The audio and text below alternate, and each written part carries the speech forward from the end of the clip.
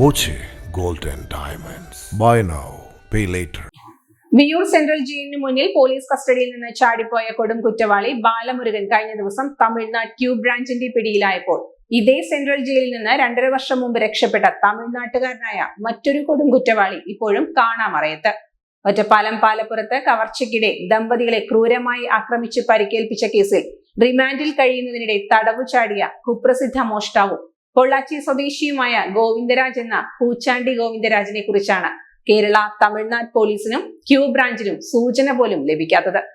തടവ് ചാടി 2.5 വർഷത്തോളമായി പുറത്തു വിലസുന്ന ഗോവിന്ദരാജ് ഇരകളെ ആക്രമിച്ച് മോഷണം നടത്തുന്ന രീതി പിന്തുടരുന്ന കുറ്റവാളിയാണ്. ഇയാളുടെ പേരിലുള്ള കേസുകളേറെയും ആക്രമിച്ചുള്ള കവർച്ച സംബന്ധിച്ചാണെന്നായിരുന്നു പോലീസിന്റെ കണ്ടെത്തൽ. ഒറ്റപ്പാലത്തെ കേസിൽ റെക്കോർഡ് വേഗത്തിൽ കുറ്റപത്രം സമർപ്പിച്ച് സ്പെഷ്യൽ പ്രോസിക്യൂട്ടറെയും നിയമിച്ച് വിചാരണ തുടങ്ങിയതിന് പിന്നാലെ 2023 സെപ്റ്റംബർ 8-നാണ് ഗോവിന്ദരാജ് ജയിലിൽ നിന്ന് രക്ഷപ്പെട്ടത്.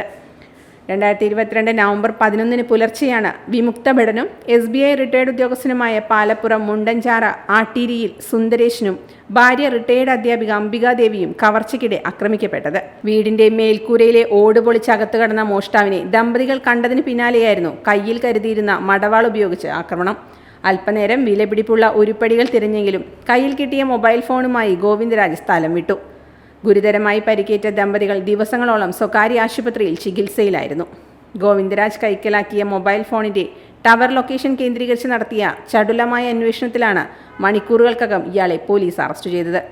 സമാനമായ വേഗം തുടരന്വേഷണത്തിലും കുറ്റപത്രം തയ്യാറാക്കലിലും പോലീസ് പിന്തുടർന്നെങ്കിലും വിചാരണ തുടങ്ങിയതിനു പിന്നാലെ ഇയാൾ തടവു ചാടി ജാമ്യത്തിനുള്ള പഴുതുപോലും അടച്ചു.